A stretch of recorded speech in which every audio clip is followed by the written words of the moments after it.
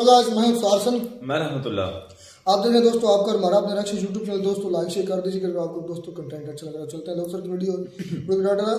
कमर चीमा हुए पीएम मोदी के फैन। कमर चीमा ना भी हो तो दुनिया अप्रूवल रेटिंग में सबसे नंबर 1 पे इस वक्त पीएम मोदी साहब है, लेकिन उनकी पुलिस ही अट्रैक्ट करती है लोगों को, पर्सनालिटी और पुलिस ही। देखते हैं क्या बोलते हैं कमर चीमा साहब और इस पर क्या बोलते हैं लोग सर।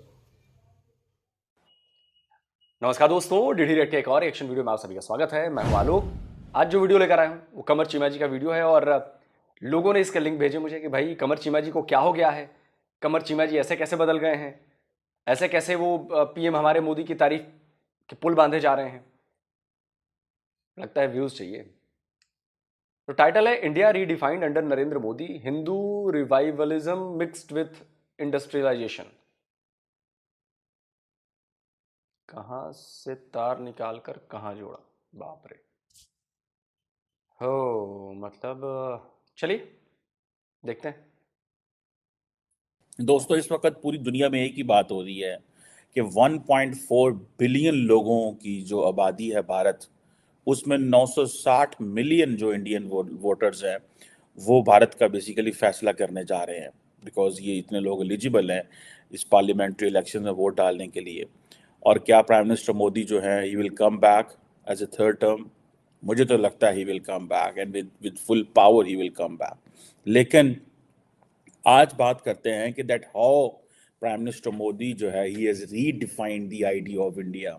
और इसके ऊपर फॉरेन पॉलिसी मैगजीन में, इकोनॉमिस्ट में, अल जजीरा पे, वेस्टर्न प्रेस में, ईस्टर्न प्रेस में, इंडियन प्रेस में, पाकिस्तानी प्रेस में, हर तरफ बात जो है वो की जा रही है कि क्या चीज़ें जो है वो होने जा रही हैं। कहा जाता है कि अभी एक मॉर्निंग कंसल्ट पोल है, उन्होंने किया था, एक रिसेंटली पोल किया था, who is the world's most popular leader, with 78% Indians जो थे they approved his leadership as the most popular leader. इसके अलावा कहा जाता है मैक्सिको, अर्जेंटीना और स्विट्जरलैंड की जो लीडरशिप थी, दे वर पॉपुलर बट 63% मैक्सिको के लीडर थे, अर्जेंटीना के 62 थे और स्विट्जरलैंड के 56% थे। That was the level of the popularity.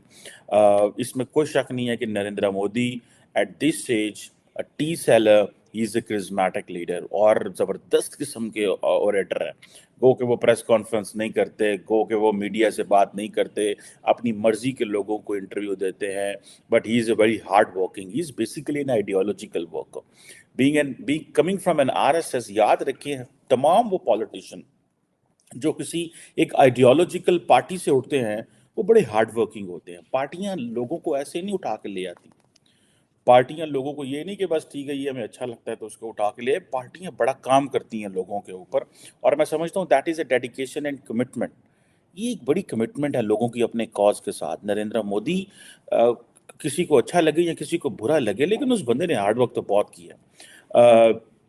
73 साल उनकी उम्र है, बच्चे कोई नहीं है, बीवी कोई नहीं है, और लेकिन ठीक है जी, उनकी कंपटीशन चेक करें, उनके ओपोनेंट्स देखें, मतलब जिस तरह उन्होंने चीज़ों को पिकअप किया है और कैसे ग्लोबल स्टेज में वो चीज़ें लेके गए हैं, that is so so so important. और अब ये सारी बात है, कई लोग कहते हैं जी कि इंडिया जो है it is turning authoritarian, but if 78% Indian believe that we want Narendra Modi, so it means whatever kind of a government he wants, the people are there with him. लेकिन इसमें एक और चीज़ भी आती है कि जिसे वो कहते हैं ना कि ये सारा कुछ जो भी वो कर रहे हैं, ठीक है जी, अब इसमें इस मुल्क के अंदर, भारत के अंदर तकरीबन 80% हिंदू हैं, 14% 14.2% के करीब मुसलमान हैं, एंड देन बाकी जो है वो सारे हैं। और बड़ी तादाद के अंदर ये जो 200 मिलियन मुसलमान जो कि 14% के करीब बनते हैं, मुसलमान भी बहुत बड़ी तादाद में उनको सपोर्ट करते हैं, और हिंदू तो फिर सारी बात है एक बड़ी तादाद में उनको ऑलरेडी सपोर्ट करते हैं। और लेकिन बड़ी तादाद में हिंदू उनको सपोर्ट नहीं भी करते हैं, ये भी बात सही है। अब पता नहीं वो हिंदू हैं कि नहीं है, मतलब वैसे तो उन्हें हिंदुओं में ही गिना जाता है, बट नहीं करते हैं। यही तो डेमोक्रेसी हमारी है। और लगता ये है कि ये दे आर गोइंग टू, वो जिसे कहते हैं ना, टेक अवे एवरीथिंग। हर चीज़ जो है वो ले जाएंगे। और अब ये भी जो सारी बात है, चीज़ें जो है ना वो अगर डिफरेंट तरीके से इंडिया को लेबल किया जाए, मैं कुछ इंडेक्सेस पढ़ रहा था, कुछ जिसे कहते हैं ना मेजरमेंट्स हैं कि वहाँ पे फ्रीडम का क्या हाल है, वहाँ पे डेमोक्रेसी कैसे है। वो जो इंटरनेशनल अदारे जिस तरह इंडिया को करेक्टराइज करते हैं, इंडियन अवाम उस तरह नहीं लेती। For example, reporters without borders जो है, उन्होंने इंडिया को रैंक किया 161 पोजीशन पे आउट ऑफ 180 कंट्रीज में for the press freedom in 2023 में। सो मीन्स, लेकिन the Indian people are not complaining. Large section, एक बहुत बड़ा तबका कंप्लेन भी करता है, लेकिन लार्जली वो नहीं कर रहे। इसी तरह तो आप देखो ना सर, आपके यहाँ वो इमरान रियाज खान उठा लिए गए, गायब रहे, बोलती बंद है, फिर शायद अंदर हो गए ना। अब देखते चलो, वो जिनको मार दिया गया कीनिया में, अरशद अरशद समथिंग कुछ नाम था ना, मार दिया गया कीनिया में। आपके यहाँ के जर्नलिस्ट थे, खुलेआम फौज के खिलाफ बोलते थे। आपके यहाँ प्रेस फ्रीडम तो बड़ी ज़बरदस्त है। सबसे लेटेस्ट असद अली तूर, आप बताइए, असद अली तूर अंदर कर दिया गया। प्रेस फ्रीडम है भाई साहब पाकिस्तान में बहुत ज़्यादा। हामिद मीर 2-3 गोलियां खा चुके हैं, प्रेस फ्रीडम है जी। हमारे यहाँ देखिए खिलाफ बोलने वाले सरकार के कितने लोग हैं, रवीश कुमार हैं, अजीत अंजुम हैं, और भी मतलब राना अयूब हैं, आरफा खानम शेरवानी हैं। मैं लिस्ट लेने बैठूंगा, सैकड़ों जर्नलिस्ट के नाम निकल आएंगे। किसको मार दिया गया, किसको उठा के बंद कर दिया गया, आप बताइए। तो भारत के लोगों को कोई और एजेंसी पार्ट नहीं पड़ाएगी कि आपके देश के भीतर ये हो रहा है। अरे हमें नहीं दिखता क्या हो रहा है, हमें भी तो दिखता है।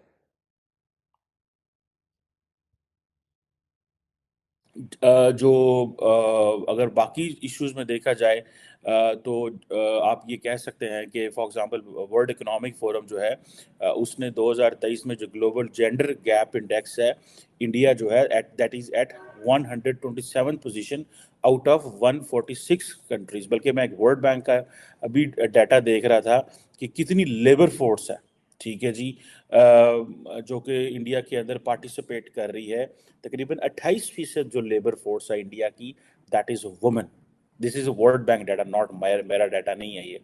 सो ये भी एक बहुत बड़ी तादाद में है। लेकिन लोग समझते हैं कि इससे पता चलता है कि कितनी ये जो जेंडर गैप है, इसकी वजह से पता चलता है कि क्या पोजीशन है। इसी तरह जो वर्ल्ड जस्टिस प्रोजेक्ट है, सर जेंडर गैप तो रहेगा ना। हमें आज़ाद हुए कितना टाइम हुआ, 76 ईयर्स। हम कोशिश कर रहे हैं उस गैप को भरने की, क्योंकि इस्लामिक इन्वेडर्स के बाद महिलाओं का घर से बाहर निकलना बंद हो गया था।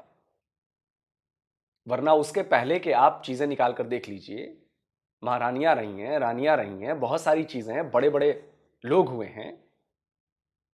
इस्लामिक इन्वेजन के बाद तो बहुत कुछ बदलना पड़ा ना हमें महिलाओं के लिए। अब वो चीज धीरे धीरे हट रही है। आप इसरो को देखिए, महिलाएं बड़े से बड़े प्रोजेक्ट्स कर रही हैं, चांद पर चंद्रयान भेज रही हैं, मंगलयान भेज रही हैं। अभी अभी शीना रानी अग्नि 5 मिसाइल की डायरेक्टर है, वो प्रोजेक्ट डायरेक्टर। आप पाकिस्तान में बताओ, मैं कंपेयर नहीं कर रहा पाकिस्तान में, मैं ये कह रहा हूं कि हम काम तो कर रहे हैं कम से कम। अगर आज 28% हमारी महिलाएं वर्कफोर्स में हैं, तो आज से 40 साल पहले हम कहां थे, आज से 30 साल पहले हम कहां थे। और आप इसको पाकिस्तान से कंपेयर कर लीजिए कि पाकिस्तान आज से 30 साल पहले कहां था और आज कहां है वुमेन एम्पावरमेंट में। हमारे यहां महिलाएं साइंटिस्ट बन रही हैं, हमारे यहां महिलाएं बड़े बड़े बिजनेस टाइकून्स बन रही हैं। हम काम तो कर रहे हैं कम से कम, रातों रात तो चीजें नहीं बदलती। 28% भी नंबर कम नहीं है, और हम इसको और ठीक करेंगे और कर रहे हैं।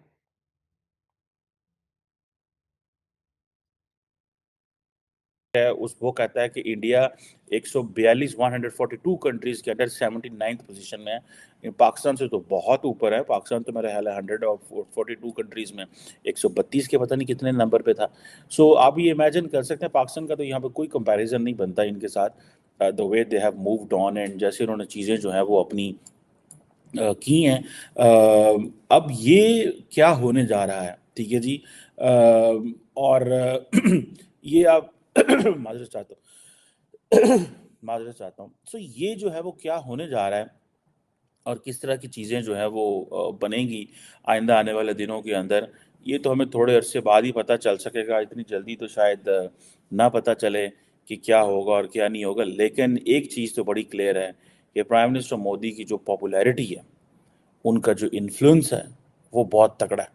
और ये मुसलसल इसी के ऊपर बात करनी है कि ये कैसे इन्होंने ये सारी चीज़ें मेंटेन की। जिस मुल्क के अंदर 80% हिंदू हैं, 14% मुसलमान हैं और बाकी इसी तरह जिसे वो कहते हैं ना लोग हैं। आपको पता है 2014 के अंदर प्राइम मिनिस्टर मोदी ने तकरीबन 31% वोट लिए, नेशनल वोट, जिससे उनकी मेजॉरिटी मिली। 2019 में उनको 37% वोट मिला। 31 से 37% में वोट मिला। एक था 31% वोट, एक था 37% वोट। सो अब आपको अंदाजा होगा कि ये 6%। अब कितने परसेंट वोट लेते हैं, ये एक क्वेश्चन है। 40% प्लस वोटिंग इस बार वोट आएंगे। अब देखिएगा 40% प्लस। लोग कहते हैं जी कि वो जी हम थोड़ा सा इंडिया जो है ना, this is become an illiberal India, ठीक है जी, हिंदू फर्स्ट अप्रोच आ गई है। मैं समझता हूं कि this is what India wants. इसमें किस चीज की टेंशन की बात है? एक क्वेश्चन है। No no no no no, not at all, not at all, don't portray like this. क्या जो इंफ्रास्ट्रक्चर डेवलप हो रहा है, जैसे मान लीजिए सड़कें जो डेवलप हो रही हैं, एक्सप्रेसवेज बन रहे हैं, हाईवेज बन रहे हैं, क्या वो सिर्फ हिंदुओं के लिए बन रहे हैं? क्या जो सरकारी पॉलिसीज निकाली जा रही हैं, सरकारी योजनाएं आ रही हैं, क्या वो सिर्फ हिंदुओं के लिए हैं? क्या जो रेलवे के सिस्टम में बदलाव किए जा रहे हैं, जो नई ट्रेनें लेके आ रहे हैं, बाकी सारे काम कर रहे हैं, क्या उसका फायदा सिर्फ हिंदुओं को मिलना है? फ्रेट कॉरिडोर बना रहे हैं, माल ढुलाई ज्यादा तेज कर रहे हैं कि एक दूसरे से, एक जगह से दूसरी जगह पे सामान जल्दी पहुंच सके, क्या इसका फायदा सिर्फ हिंदुओं को मिलना है? एक पॉलिसी बता दीजिए गवर्नमेंट की जो सिर्फ और सिर्फ हिंदुओं के लिए बनाई गई हो। एक सिंगल पॉलिसी। किसानों के लिए अगर कोई योजना है तो क्या उन योजनाओं का फायदा मुसलमान किसान नहीं उठा रहे? नौकरियां निकल रही हैं, क्या उसका फायदा मुसलमान नहीं उठा रहे हैं? सबके लिए निकल रही है ना। फायदा उठाने की बात नहीं है, उनका हक है भाई।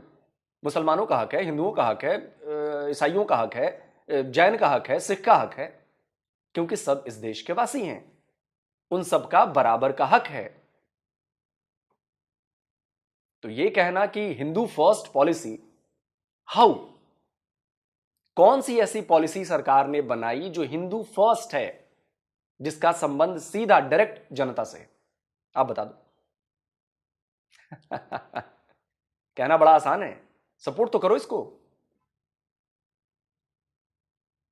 1947 Pakistan decided to be an Islamic country, India decided to be a secular country, ठीक है जी। 2024 में आ जाएं आप और इससे थोड़ा पीछे चले जाएं, India is deciding to be a Hindu country with the democratic process. Last time मैंने आपको कहा था कि कैसे? कैसे आप बता तो दो कैसे। हवा हवाई बातें मत बोलिए चीमा जी, आप इसकी मजबूत वजह बताइए। क्या नरेंद्र मोदी एक हिंदू हैं और वो देश के पीएम हैं और वो देश के मंदिरों में जाते हैं, वो पूजा करते हैं, शो करते हैं, तो क्या वो गलत करते हैं?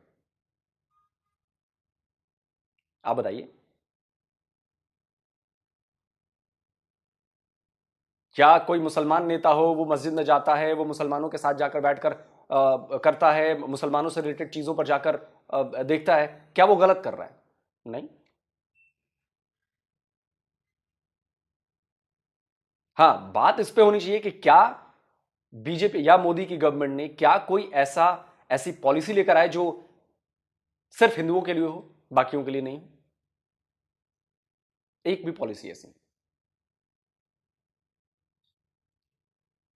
आरएसएस आरएसएस ने और बीजेपी ने जिस खूबसूरती के साथ slowly step by step India की जो आइडेंटिटी है वो रिक्लेम की है, and with the support of the Indian people, with the support of the Indian people, एक नजरियाती जमात, पाकिस्तान के जो मौलवी हैं, इन्होंने तो डिक्टेटरों के साथ मिलकर, फौज के साथ मिलकर मुल्क का निज़ाम बदलने की कोशिश की। इन्होंने तो अनकॉन्स्टिट्यूशनल चीज़ें करने की कोशिश की। इंडिया के जो हिंदू है और पर्टिकुलरली जो आरएसएस है, उसने जो तब्दीली लेके आई है वो इंडिया की फौज के साथ, डंडे के साथ नहीं लेके आई। They are bringing this change with the process. एक step by step bottom up approach है उनकी। मैं तो भाई इस अप्रोच का कायल हूँ, बड़े वो हिंदू की हो, ईसाई की हो, मुसलमान की हो। आपकी जो अप्रोच है that should be bottom up. आपकी अप्रोच टॉप डाउन नहीं होनी चाहिए। मतलब हमारा जो इस्लाम है ना, प्रॉफेट मोहम्मद पीस अपॉन है, उनकी सारी स्ट्रगल बॉटम अप थी, उनकी टॉप डाउन अप्रोच नहीं थी। हमारे मौलवियों ने फौज के साथ मिलकर पाकिस्तान के अंदर इस्लाम नाफज किया जबरदस्ती डंडे के साथ। इंडिया के अंदर आरएसएस और बीजेपी ये सारा कुछ करने जा रही है with the help of the people, with the bottom up approach. इसके ऊपर मैं पहले आपसे बात कर चुका हूँ। सो ये जो आरएसएस है या जो डिफरेंट जिसे वो कहते हैं ना, इनकी एक बड़ी तादाद, फिर इनकी एक हिंदू सोशल सोसाइटी है, एक पार्लियामेंट्री ग्रुप है वो भी, जिसके 5 मिलियन मेंबर हैं। और बीजेपी से आपको पता है 2014 से नरेंद्र मोदी साहब इसके जो हैं वो फेस हैं, ठीक है जी। और मोदी साहब की जो आइडियोलॉजिकल रूट्स हैं वो तो आरएसएस में जाके मिलती हैं। और 100 जो है वो भी होने वाले हैं साल इनके। अब क्वेश्चन ये आता है कि जो इंडिया की जो इस वक्त मूवमेंट चल रहा है, ठीक है जी, इसमें एक बड़ी तादाद जो है वो मोदी साहब के साथ है, उनके इस डेमोक्रेटिक प्रोजेक्ट्स के साथ है। यंग इंडियंस जो हैं वो अपने नए कल्चर, नई सोशल वैल्यूज़, नेशनहुड की तरफ जा रही हैं।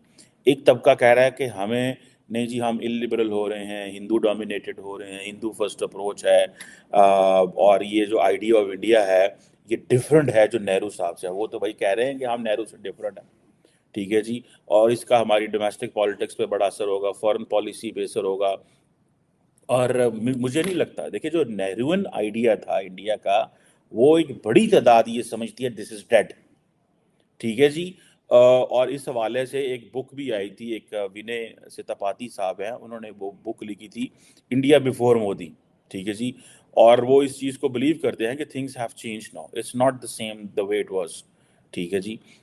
जैसे मैंने आपको बहुत सारे स्टैटिस्टिक्स बताए हैं, डाटा बताया है, in terms of gender gap, in terms of justice project, in terms of democracy, in terms of आप ये कह लें कि how things are shaping and being done in India.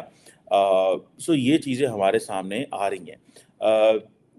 दुनिया को लार्जली पीपल आर कंसर्न कि इंडिया में क्या हो रहा है, लेकिन Indians are not concern in a big way, ठीक है जी। फॉर एग्जांपल जैसे अगर आपको याद हो कि राम जो टेम्पल की जो कंस्ट्रक्शन है, ठीक है, मैनी पीपल, जैसे कल परसों भी मैं प्राइम मिनिस्टर मोदी को सुन रहा था कि 500 साल की तारीख मैंने बदल दी है। सो वो उनके दिमागों के अंदर वो जो है ना कि हमारे साथ जुल्म हुआ, हमने ज्यादती हुई, जिसका दिल आता था हमें चेंज करता रहता था, कभी गोरे करते थे, कभी मुसलमान करते थे। So they are reclaiming all that. और जिसे वो ये कह सकते हैं, एक प्यू पोल, अमेरिका का एक बड़ा ज़बरदस्त पोल है, उन्होंने 2019-20 में एक पोल किया इंडिया के अंदर, और उन्होंने सोचा कि पूछा जाए कि इंडियंस क्या चाहते हैं। 64% हिंदूज जो थे उन्होंने ये कहा कि being Hindu is very important for them, ठीक है जी। और जिसे वो कहते हैं ना, इसके मुकाबले में एक और भी था कि ट्रूली इंडियन होना जो है वो 59% लोगों ने कहा। सो ये समझें, और 84% लोगों ने कहा कि रिलीजन जो है वो बड़ा इंपॉर्टेंट है। हाँ, तो इसमें गलत क्या है? रिलीजन इंपॉर्टेंट है लेकिन सबसे ऊपर नहीं है। मैं सनातनियों की बात कर रहा हूं, हिंदुओं की बात कर रहा हूं। और हम अगर इंपॉर्टेंट है कि हम एक हिंदू हैं तो इसमें क्या बुराई है? अगर कोई मुसलमान कहता है कि ये बड़ा इंपॉर्टेंट काम है कि मैं मुसलमान हूं, हाँ ठीक है, कोई दिक्कत नहीं है, क्या बुराई है इसमें? इसमें कोई बुराई है? बुराई तब शुरू होती है जब हम ये कहते हैं कि हम हिंदू हैं और हम ही ये करेंगे और हम ही ऐसा करेंगे और तुम नहीं करोगे, तुम हमसे अलग रहो। प्रॉब्लम वहां पर है, जैसा कि पाकिस्तान में होता है। हम मुसलमान हैं, सारी चीजों पर हमारा हक है, हम अपने कानून भी अपने हिसाब से बनाएंगे, हम अपना कॉन्स्टिट्यूशन जो आइन कहते हैं वो आइन भी हम अपने हिसाब से लिखेंगे। हम आइन में ये बदलाव कर देंगे कि कोई नॉन मुस्लिम जो है आपका पीएम और प्रेसिडेंट और आर्मी चीफ, एयरफोर्स चीफ और ये सब नहीं बन सकता। क्यों? क्योंकि हम इस्लामिक कंट्री हैं। तो आप इसका फायदा उठाते हैं, आप इसका फायदा उठाते हैं। आपने वहीं पर भेदभाव कर दिया, मुस्लिम्स में नॉन मुस्लिम्स में। आपने कोई ऑप्शन ही नहीं छोड़ा। नॉन मुस्लिम्स के दिमाग में आपने ये ऑप्शन भर दिया कि मुसलमान होगे तभी तुम्हें ये चीजें मिलेंगी। बेचारा क्या करे वो, आप बताइए। हम तो ऐसा नहीं करते। हमारे यहां हमारा आइन जो है, हमारा संविधान जो है, सबको बराबरी का हक देता है। यहां पर किसी भी कास्ट, किसी भी क्रीड, किसी भी रिलीजन के बंदे को रोक नहीं कि तुम ये काम नहीं कर सकते। जो बेसिक राइट्स हैं वो सेम है।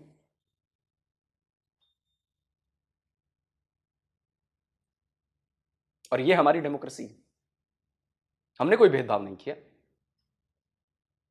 और हम सेकुलर इसलिए हैं। मैं आपको वाजपेयी जी का एक बयान सुनाना चाहूंगा, बहुत पुराना बयान है।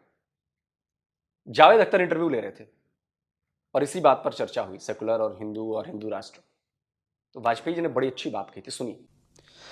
बीजेपी की शायद नियत हो कि वो सेकुलर ही सिस्टम रखेगी, लेकिन पावर हासिल करने के लिए जिन तत्वों को और जिन एलिमेंट्स को उसने अनलीश किया है, क्या वो उसे एक सेकुलर समाज बनाने की इजाज़त देंगे?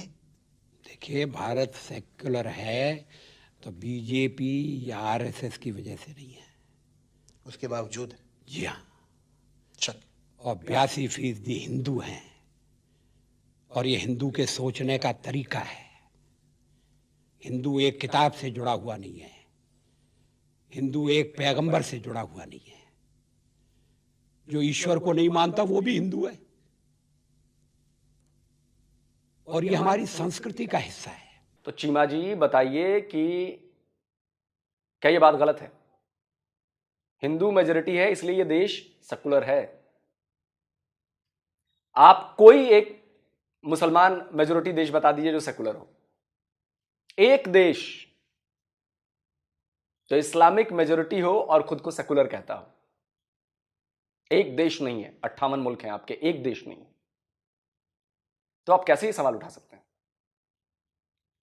ये हिंदू मेजॉरिटी देश है इसलिए सेकुलर है। जिस दिन हिंदू मेजॉरिटी नहीं रहेगी देश सेकुलर नहीं रहेगा। तो ये हिंदुओं का बड़प्पन है, हिंदुओं की सहनशीलता है, ये हमारा कल्चर है। और 59% इंडियंस जो थे वो डेली प्रे इबादत किया करते थे। ठीक है जी। सो इन चीज़ों को थोड़ा समझने की ज़रूरत है। That's how the society is.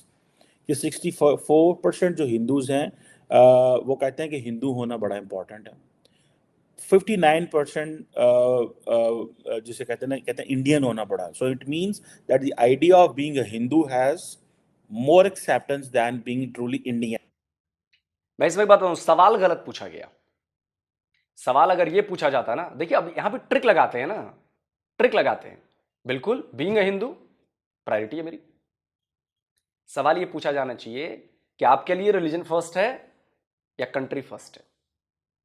और मैं गारंटी देता हूं 90% हिंदूज ने अगर नहीं कहा कि उनके लिए कंट्री फर्स्ट है, तो आप जो बोलेंगे वो कह दूंगा। वो जो फर्जी हिंदू हैं उनको छोड़ दो। जो असली हिंदू है, सनातनी है, 90% बोलेगा कि मेरे लिए मेरी कंट्री फर्स्ट है, रिलीजन सेकंड नंबर पे आता है। सर मैं अपनी सोसाइटी को जानता हूं ना। हम अपने रूट्स से बहुत गहरे कनेक्टेड हैं, अपने कल्चर से बहुत गहरे कनेक्टेड हैं। ठीक है, यही सवाल पाकिस्तान में हम पूछते हैं कि pine at the so which comes first, Islam और पाकिस्तान?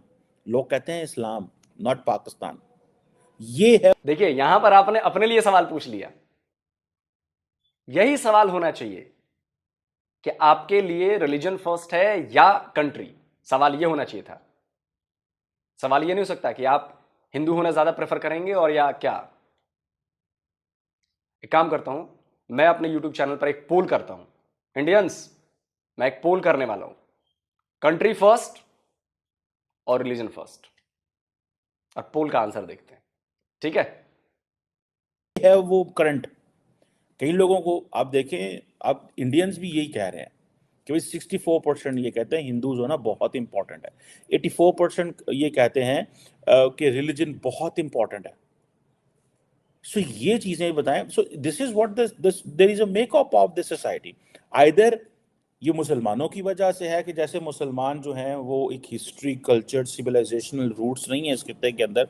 आज भाई वो कहते हैं नहीं भाई, हमें we have to go back to our roots, हमने अपने रूट्स की तरफ जाना है, हमें नहीं जाना इन चीज़ों में, ये जो आप हमें कहानियां सुना रहे हैं और ये सारा बात कर रहे हैं। सो नरेंद्र मोदी जो है मेरी ज़ाती नज़र के अंदर वो एक प्योरली डिफरेंट बॉल गेम खेल रहे हैं, और उन्होंने अवाम की पल्स पे हाथ रखा हुआ है। ऐसे उनको समझ है कि हमने क्या करना है और क्या होने वाला है।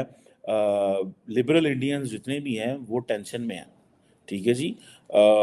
लेकिन मेरा नहीं ख्याल कि कोई जैसे वो कहते हैं ना कि कोई उससे फ़र्क पड़ेगा जी। वो कहते हैं जी फाशिज्म हो रही है, ये हो रही है। चलिए वीडियो खत्म करते हैं। लिबरल हिंदू अगर लिबरल नहीं होता ना, और वो जिनकी बात आप कर रहे हो ना लिबरल नहीं है, वो एंटी हिंदू है। तो सिर्फ नाम उनके हिंदुओं के हैं, वो एंटी हिंदू हैं। खैर ये बहस चलती रहेगी। बड़ा सवाल ये है, मुझे लगता है कि चर्चा इस बात की होनी चाहिए कि 2014 में हमारी इकॉनमी 10वें नंबर पर थी शायद, 10 साल बाद हम दुनिया की 5वीं सबसे बड़ी इकॉनमी। बात इस बात की होनी चाहिए, चर्चा इस बात की होनी चाहिए कि दुनिया भर की एजेंसीज जो हैं वो हमारी इकोनॉमिक फोरकास्टिंग में क्या कह रही हैं। वो कह रही हैं कि 2030 तक, 2027 तक, मतलब अलग अलग वो है कि हम जो है दुनिया की नंबर 3 पे पहुंच जाएंगे, लार्जेस्ट इकोनॉमी पे। चर्चा इस बात पर होनी चाहिए कि हमारी एफडीआई कितनी है, फॉरेन डायरेक्ट इन्वेस्टमेंट कितनी है, क्योंकि इससे पता चलता है कि दूसरे देशों का भरोसा कितना ज्यादा भारत पर बढ़ा है। एफडीआई बताई जाएगी ना, कितने बिलियन ऑफ डॉलर्स की एफडीआई आ रही है। हमने मेड इन इंडिया पर जोर दिया पिछले 10 साल में, देखिए मेड इन इंडिया ने क्या कमाल करके दिखाया है। बात इसकी होनी चाहिए।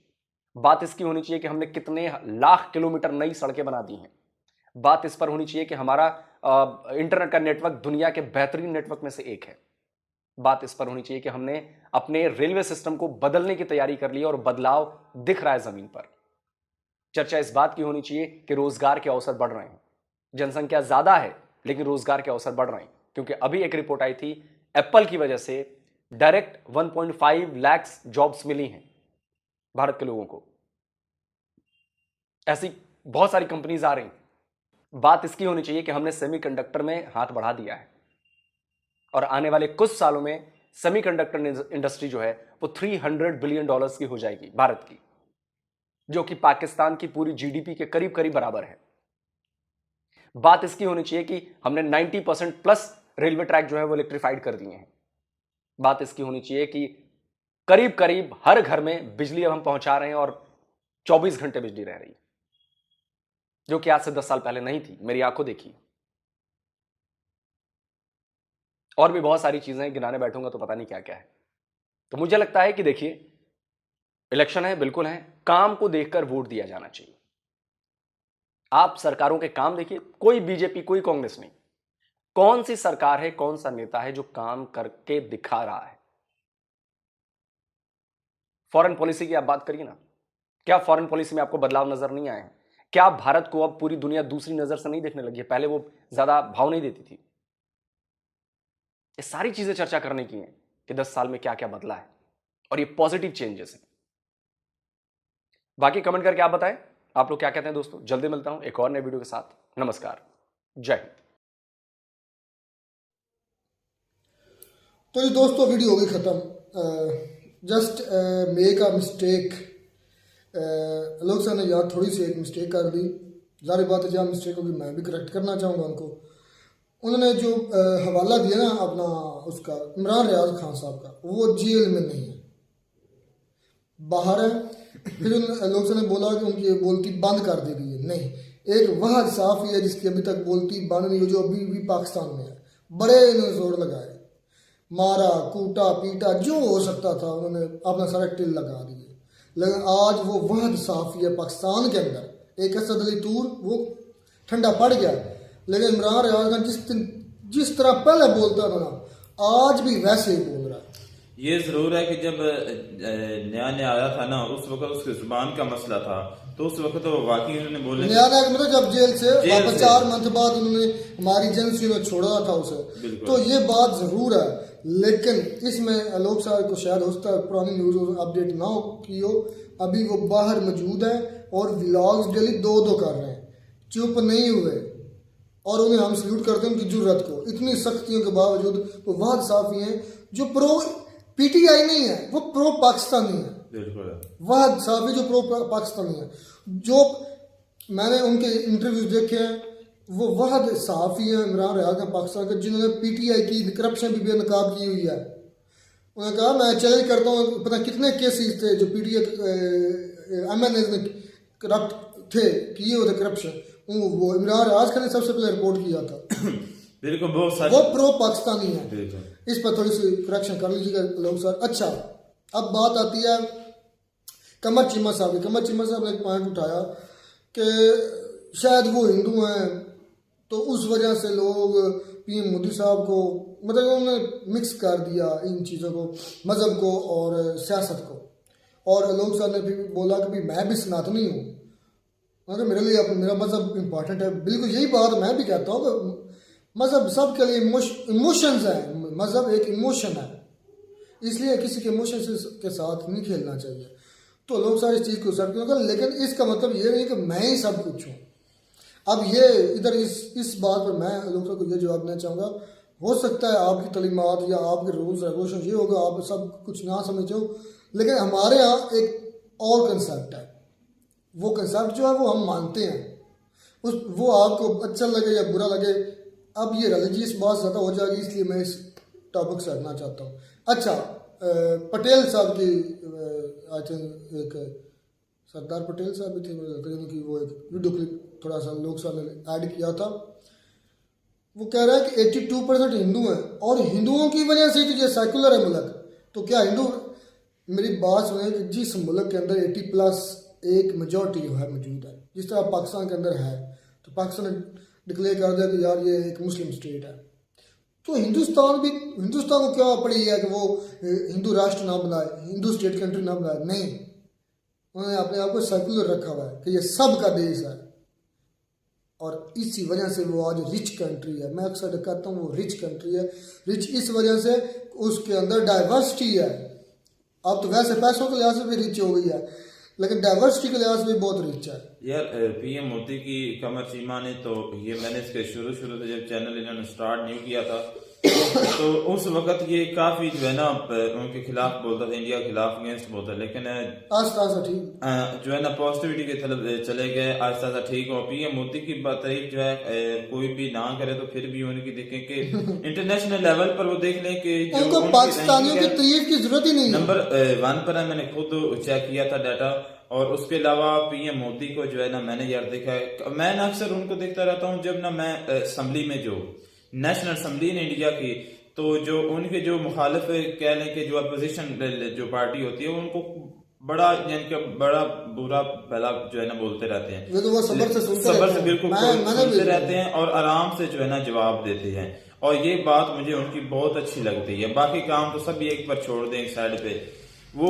और सारे हिंदू, ये भी कंफ्यूजन है अपना मेरे कमर चीमा साहब को, सारे हिंदू सारे सनातनी पीएम मोदी के साथ नहीं है, बिल्कुल कांग्रेस के भी सपोर्टर हैं। कितनी पार्टियां और हैं यार। उसकी सबसे बड़ी मिसाल जो है वो ध्रुव राठी है। ध्रुव राठी कौन है? तो ध्रुव राठी साहब जो है वो भी एक सारी बात हिंदू है, वो कांग्रेसी। मुझे उनकी वीडियो से महसूस हुआ क्योंकि वो नहीं मैंने उनका इंटरव्यू, मेरी बात सुन ले, इंटरव्यू तुमने सुना, थोड़ा सा पीछे हो जाओ। मैंने ये उनकी वीडियो से मुझे महसूस हुआ जिस तरह वो डिक्टेटर बोल रहे हैं ना पीएम मोदी साहब को, वैसे उनकी वीडियो पर भी बात होनी चाहिए, रिएक्शन होना चाहिए। उन्होंने 2 वीडियो बनाई है पीएम मोदी पर, सिर्फ और सिर्फ हिट ही उन्होंने पीएम मोदी साहब पार्ट 1 और पार्ट 2 किया।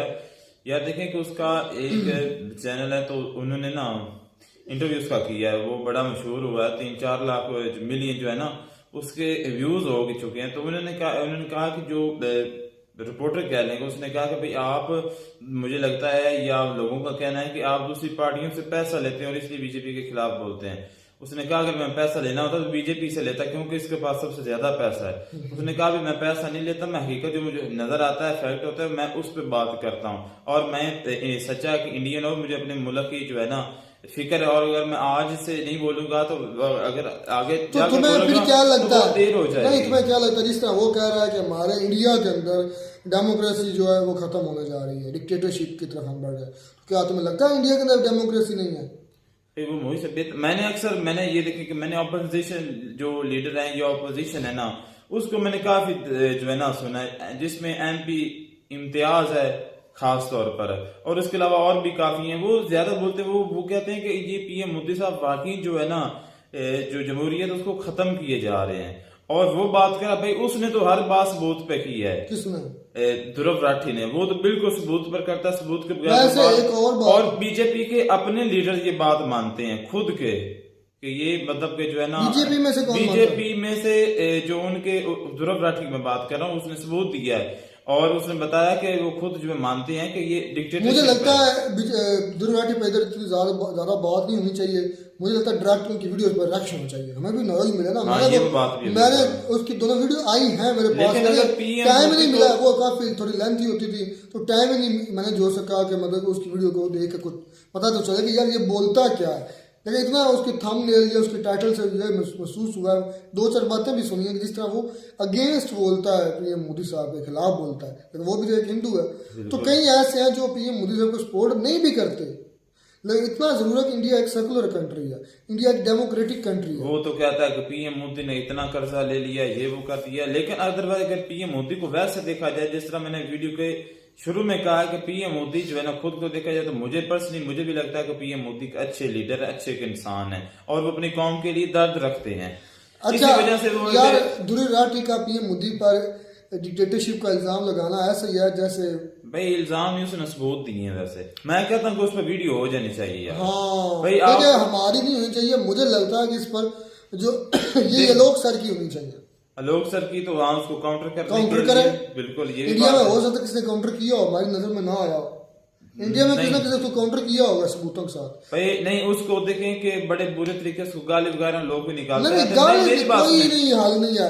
हाँ आपके पास उसका तोड़ है, सबूत लाए, उसके मुंह पर मारे, देखो तुम यहाँ बोलती बंद कर दे, इससे ज्यादा तो और बोल। भाई अगर आप कहते हैं कमेंट्स में बता देकर वीडियोस पे करना, हम रिएक्ट करते हैं, हमें भी पता चल जाएगा, हमारी नॉलेज में इजाफा हो जाएगा कि भाई वो किस तरह बात कर, झूठ कह रहा है कि सच बोल रहा है। मिलते हैं नई वीडियो में। नाटक साहब, गॉड ब्लेस यू।